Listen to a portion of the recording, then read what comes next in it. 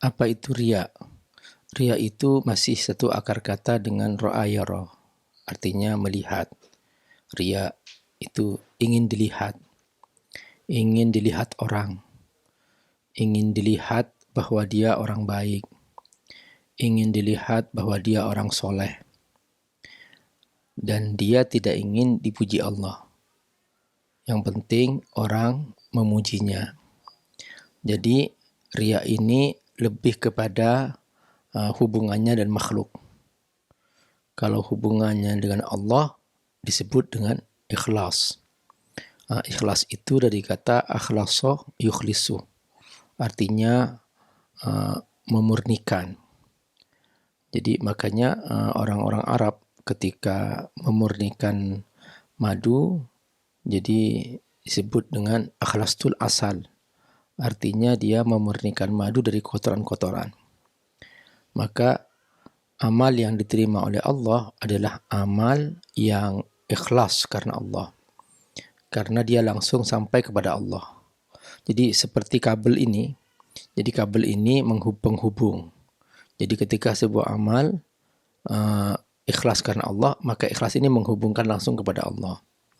Tapi ketika dia riya, ingin dipuji orang, maka tidak ada yang sampai kepada Allah.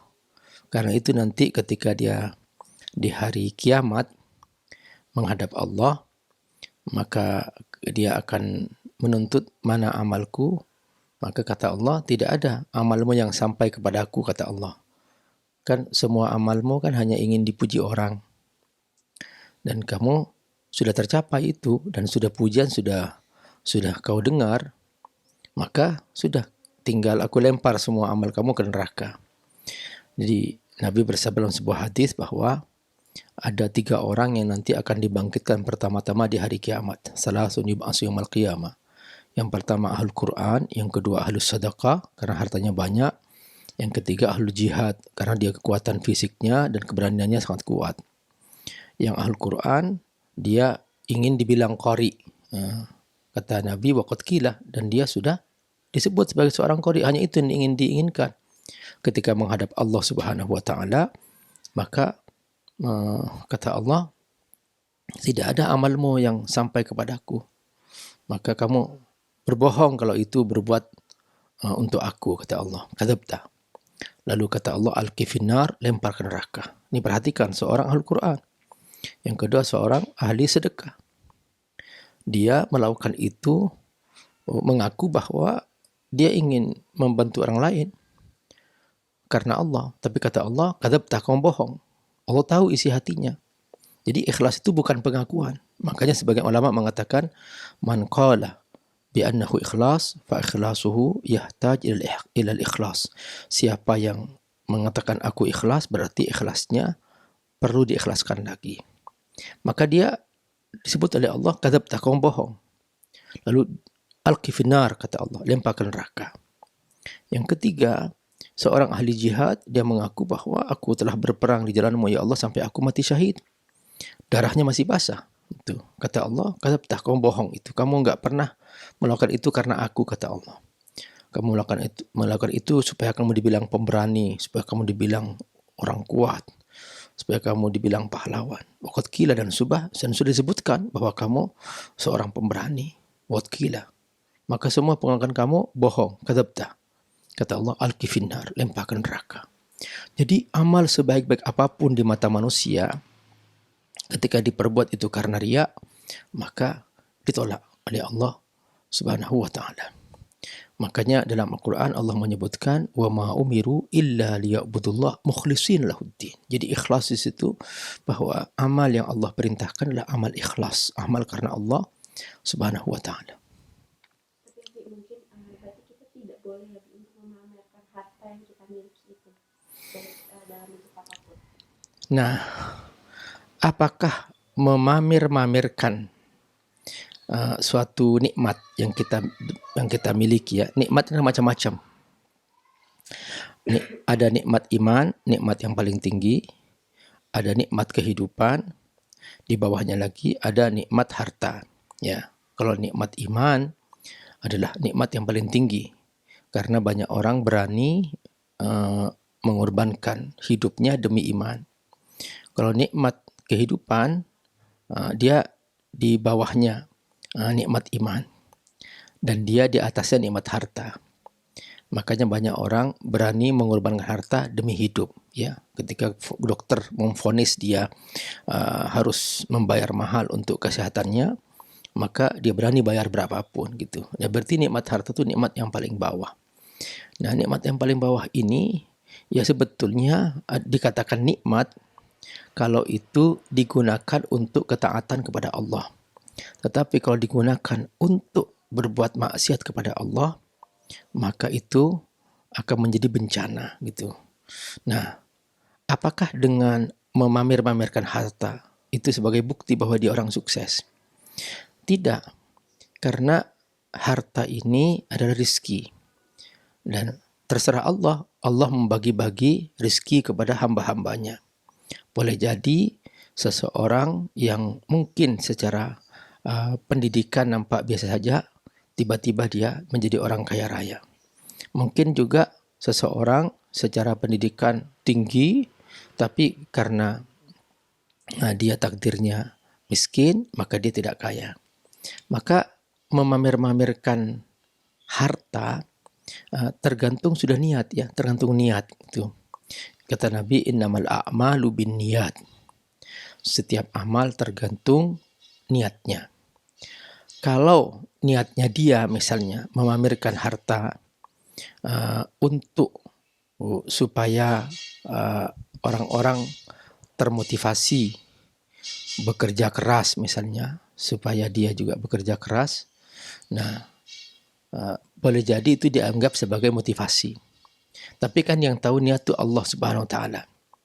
Nah, tapi ketika dia memamerkan untuk sebagai show ya, bahwa dia orang paling kaya, dia orang sukses dan sebagainya, maka di sini termasuk kategori riya, karena nanti akan menimbulkan suatu iri dan dengki dari orang lain. Jadi setiap perbuatan yang akan menimbulkan iri dan dengki kepada orang lain sebaiknya dihindari.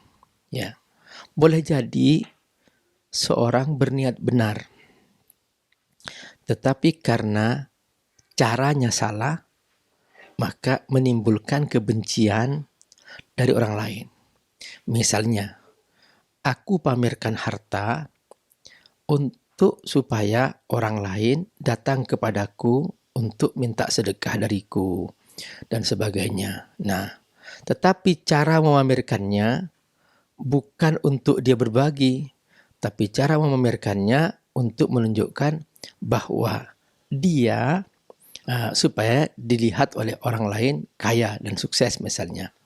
Maka ini niatnya benar, tapi caranya salah. Mungkin boleh jadi niatnya baik, ingin bersedekah supaya orang datang kepadanya bersedekah, tapi caranya salah, karena caranya dengan cara pamer untuk menunjukkan bahwa dia adalah orang paling kaya di antara orang kaya misalnya. Nah, ini artinya bahwa niat dia supaya orang datang untuk mendapatkan sedekah darinya ini sesuai dengan syariat, tetapi cara memamerkannya banyak menimbulkan iri dari orang lain atau supaya dia disebut sebagai orang kaya, maka ini jatuh dalam riya.